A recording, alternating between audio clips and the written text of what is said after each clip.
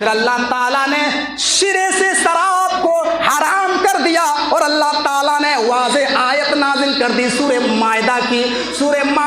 آیت نمبر 90 نازل اللہ تعالیٰ کرتا ہے اور کہتا ہے یا ایھا الذین آمنوا انما الخمر والمیسر والانصاب والازلام رجس من عمل الشیطان فاجتنبوہ لعلکم تفلحون۔ اے ایمان والو سن لو، اللہ تعالیٰ نے تمہارے اوپر شراب کو حرام کر دیا ہے، اب تم شراب نہیں پی سکتے ہو، اور جوئے کو حرام کر دیا ہے، اب تم جوا نہیں کھیل سکتے ہو، اور آستانوں پہ چڑھایا ہوا سامان کھانے پینے کی چیز وہ بھی اللہ نے حرام کر دیا ہے، اور پانسے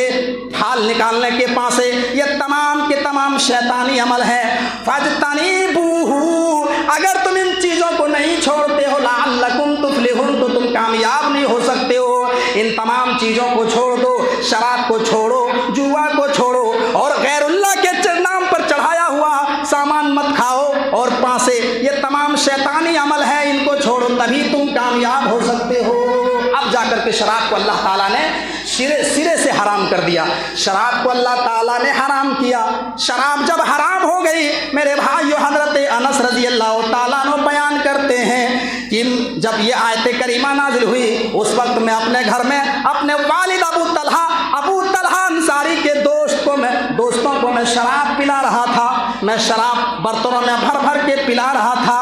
اور جب اللہ تعالیٰ نے یہ آیت نازل کر دی کہ اللہ تعالیٰ نے شراب کو حرام کر دیا ہے، حضرت انس بیان کرتے ہیں کہ میرے والد محترم نے حکم دیا اب ان شراب کے گھڑوں کو، ان پیالوں کو، ان برتنوں کو پٹک دو اور ان شراب کو نالیوں میں بہا دو۔ میرے بھائیوں، جب اللہ تعالیٰ نے آیت نازل کی اور اللہ کے نبی نے جب حرمت کا اعلان کر دیا مدینہ میں، سارے لوگوں نے اپنے اپنے گھروں سے شراب کا ہنڈا نکال کر کے سڑکوں میں پٹکنے لگے، سارے لوگ برتن کو اڑھیل دیا جس میں شراب رکھی ہوئی تھی۔ انسائکلوپیڈیا برٹونیکا کا کرسچن رائٹر لکھتا ہے کہ مدینہ میں جب محمد الرسول اللہ نے شراب کی حرمت کا اعلان کیا تو مدینہ کی گلیوں میں شراب ایسے بہنے لگی جیسے کہیں باڑھ آ گیا ہو، کہیں سیلاب آ گیا ہو، کہیں سمندر پھٹ گیا ہو۔ جس طریقے سے باڑھ آتا ہے اسی طریقے سے میرے بھائی جب باڑھ آتا ہے تو پورا گاؤں کا گاؤں ڈبو دیتا ہے، ایسے ہی مدینہ کے گلیوں میں شراب بہنے لگی جب اللہ کے نبی نے شراب کے بارے میں حرمت کا اعلان کیا۔ اس طریقے سے نبی اکرم کے حکم پر لبیک کہا گیا۔ میرے بھائیوں، ایک اعلان لگایا، لوگوں نے میرے بھائیوں جس کے گھر میں شراب کا ہنڈا تھا اٹھا کے پٹک دیا، جس کے منہ میں شراب تھی کلی کر دی، سارے لوگوں نے شراب کو ختم کر دیا، نالیوں میں بہا دیا۔ میرے یہاں صاحب گورنمنٹ اعلان کرتی ہے بہار میں کہ شراب بند ہے، لیکن اس کے باوجود بھی چوری چھپ کے لوگ پیتے ہیں۔ یہاں دیکھ لیجیے نشے کی پیکٹ میں لکھا ہوا ہوتا ہے تمباکو جان لیوا ہے، تمباکو سے کینسر ہوتا ہے، سگریٹ نقصان دہ ہے، لکھا ہوتا باقاعدہ صاف لفظوں میں، لیکن کون مان رہا ہے؟ کوئی مان رہا ہے؟ کمپنی کی بات کو کوئی نہیں مانتی ہے، لیکن محمد الرسول اللہ نے ایک اعلان لگایا مدینہ میں، سارے لوگوں نے میرے بھائیوں شراب کو چھوڑ دیا، اور ہم اسی نبی کے ماننے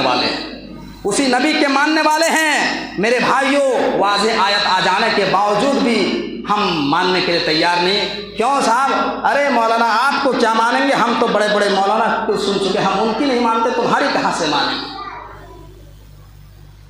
میرے بھائیوں، تو ذرا غور، ایک حکم پر لوگوں نے شراب کو چھوڑ دیا، جس کے بارے میں اللہ کے نبی نے کہا شراب تمام برائیوں کی جڑ ہے، ام الخبائث جس کو کہا اللہ کے نبی نے، ام الخبائث، شراب تمام برائیوں کی جڑ ہے۔